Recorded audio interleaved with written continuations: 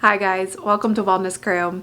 Have you ever been in a state where you were just so anxious and you wanted to get out of it, but that feeling of just being kind of like uncomfortable and uneasy in your skin was just ever so prevalent?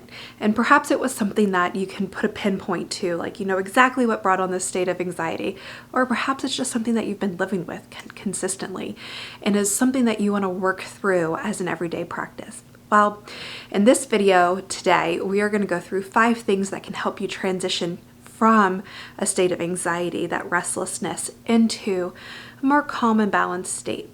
So if that's something you're looking for, stay tuned.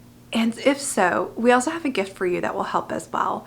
On our website is a 7-day self-care challenge. It's 7 days of free content where we slowly walk you through day by day a new self-care tactic. It's totally free. It's a great way for us to kind of incorporate those self-care tactics that we want to have on an everyday basis, but perhaps we're not sure what that right tactic is. So this course gives you that ability to go day by day, different tactic each day, and we walk you through it. We call it the self-care challenge, and you can find it on our website. If you're watching on YouTube, go ahead and look down below. We have the link down there. If not, it's very simple, www.wellnesscrew.com/self-care challenge. A couple of weeks ago, I went to my doctor's appointment. I don't know if y'all know, but right now I am 37 weeks pregnant. But at the time I was about 35 weeks pregnant, so a couple of weeks ago again. And the doctor told me that the baby was transverse, which means she was sideways. And that it could very well possibly be that I needed a C-section. And it just sent me in this spiral of anxiety, of what ifs, of hows, of research, of just wanting to collapse and just feeling so uneasy in my own body, worried the whole bit. And I reached out to my sister and she reminded me to do my yoga, to do my self-care, and to live in the present. And it was 2 things. One, a realization that not only do we have these tactics, but even the person who is teaching self-care can have this friendly accountability reminder of, when you feel like this, go back and do this. And my sister was a great example of that. So thanks, Katie.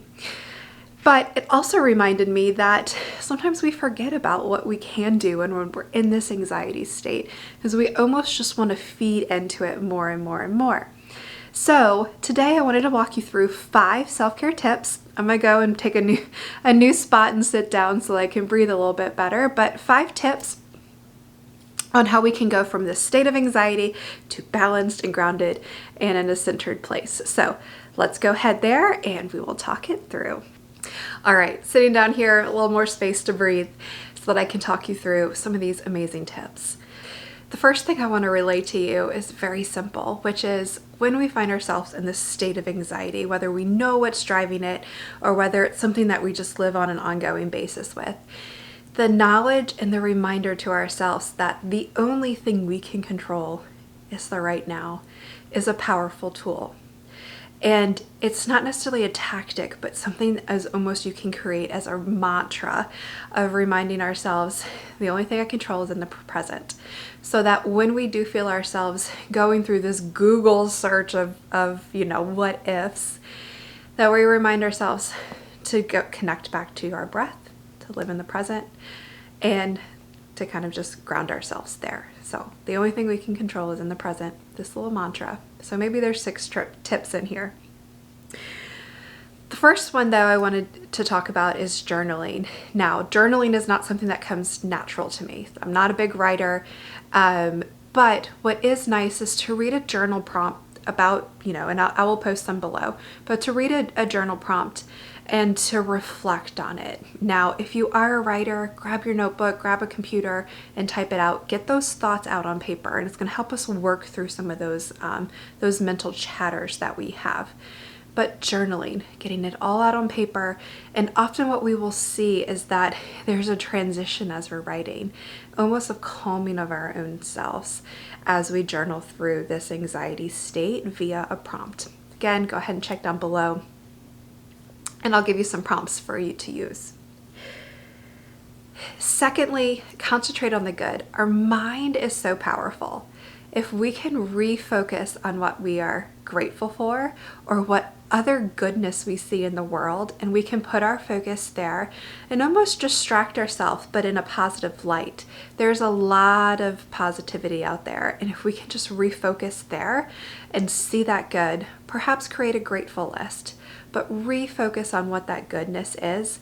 Also, in the anxiety state, if, like, for example, with this C-section, that was a possibility. She's now head down, hopefully still. But what is the good thing? What could come out of if that did happen? What could I learn? Is it a learning opportunity? Is it, are there other attributes that I'm not thinking about that could be a good side, even though it's not the optimal side, a good side of the story? And to kind of reshift our mind around seeing the positives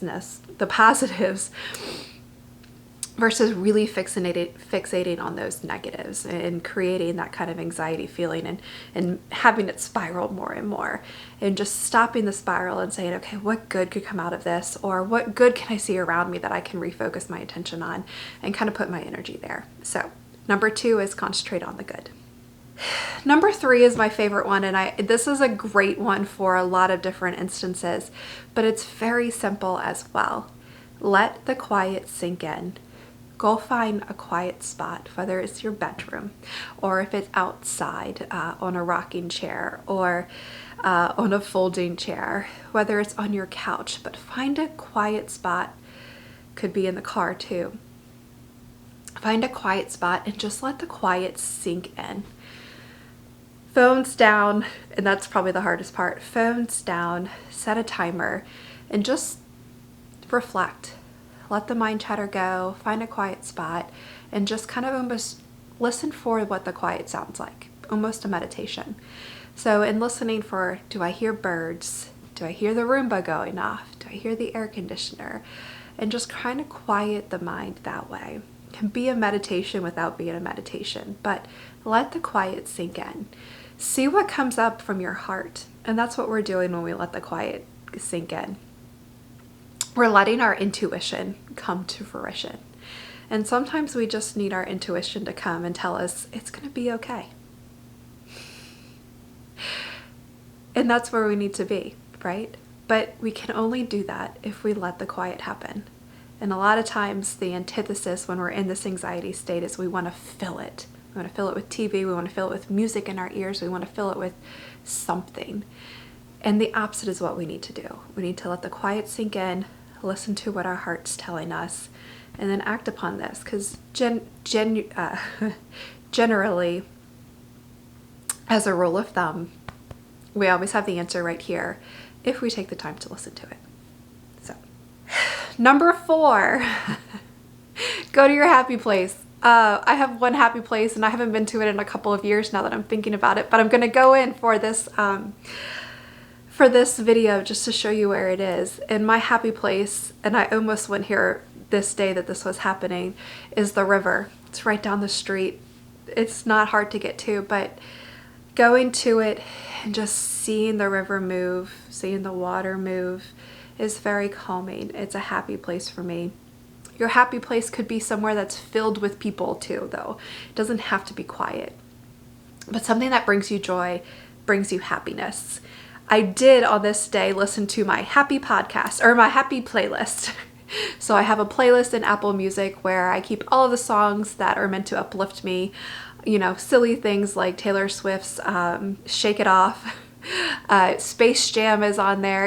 Any songs that just kind of naturally lift you up in this happy mood, that's a good place to be too. It can be physical, it can be a playlist, but go to your happy place. What makes you happy? What people make you happy? Go find those people and see if you can shift some of that anxiety to a place of centered happiness. And then lastly, and unfortunately because of this baby, I wasn't able to use this, but this is normally my number 1 tactic. And you'll probably know this if y'all watched for a while, but move the energy out with exercise. Very simply, there are times when I am so anxious, I just have to run. I don't know if you've ever felt that, but that's my therapy, right? So running or a heavy weighted exercise. And if you're not into exercise, from a physical, cardio standpoint or weightlifting, taking a walk or doing the dishes, or, you know, anything that's physically going to get up and move some of that energy out. Moving the energy out is going to help filter it through. And it's going to allow us to process it, and it's going to allow us to move. So go get some exercise, go move your body. It doesn't have to look physically like exercise, but it's a good chance to sneak that in. And it's the perfect way to move through a lot of that kind of bent up energy, move it in and out and through and pass it on. Now, those are my 5 tips with the sneaky number 6 on how to go from a state of anxiety into a state of balance or groundedness, or at least reflective awareness of what's going on, so we can process through some of those emotions. All right, that's it for today. Now, if you enjoyed this, please, please, please go ahead and like and subscribe to our channel. We are going to be posting more of this kind of content every week.